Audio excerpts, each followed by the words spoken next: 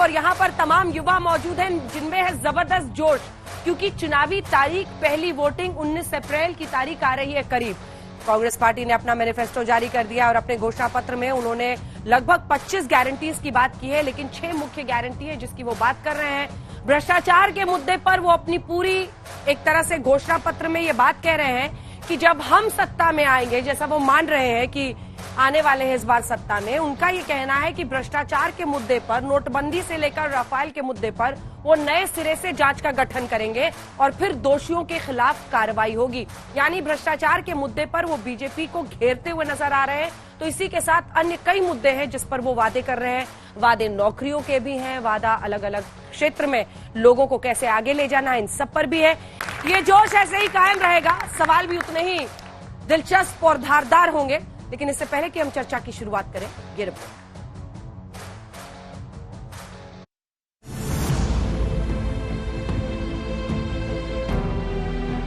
लोकसभा चुनाव 2024 के लिए कांग्रेस ने अपना घोषणा पत्र जारी कर दिया। कांग्रेस मुख्यालय में सोनिया गांधी, राहुल गांधी, मल्लिकार्जुन खड़गे और मैनिफेस्टो कमेटी के अध्यक्ष पी चिदम्बरम ने 5 न्याय और 25 गारंटी का ऐलान करते हुए दावा किया कि जनता बीजेपी की विदाई का मन बना चुकी है।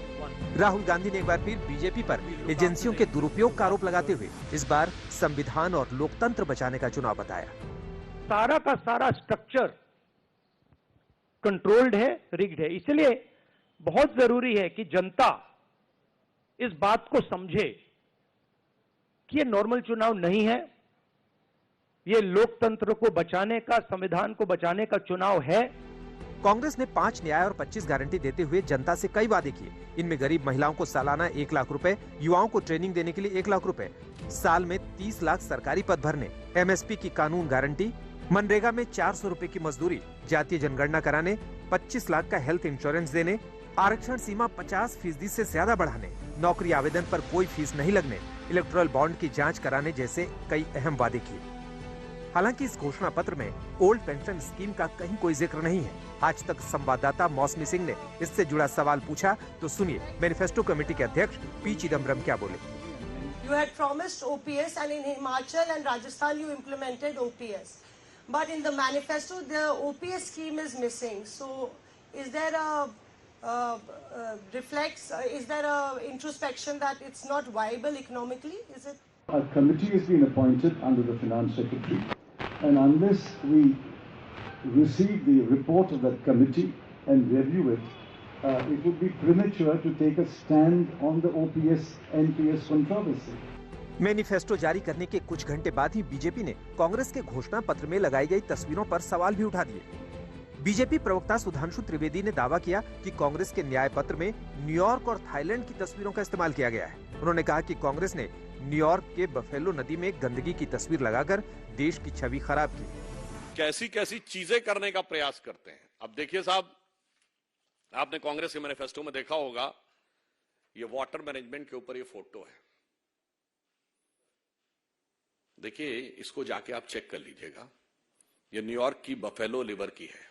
इतना ही नहीं, बीजेपी के दावे के मुताबिक कांग्रेस ने अपने मैनिफेस्टो में थाईलैंड की तस्वीर का भी इस्तेमाल किया है। बफेलो शब्द को हिंदी में भैंस कहते हैं और हिंदी में कहावत होती है अकल बड़ी है भैंस।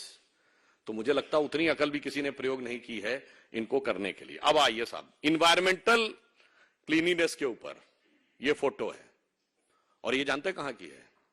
The most favoured and sort of destination of चिर युवा of Indian politics, Rahul Gandhi ji का, थाईलैंड के।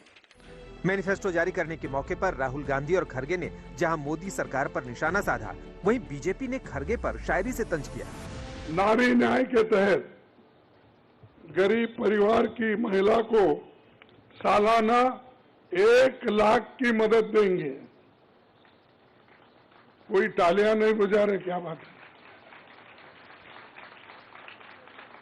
गरीब परिवार की महिला को सालाना 1 लाख की मदद देंगे और किसान न्याय के तहत किसानों की कर्ज माफी और एमएस की कानून की गारंटी भी हम देंगे। इस मैनिफेस्टो को देखकर सिर्फ एक ही बात कही जा सकती है, जो मैंने उदाहरण दिया कि लोग शायद प्रतिक्रिया करने को तैयार नहीं थे, उनसे आह्वान करना पड़ा कि भाई ताली तो बजाइए।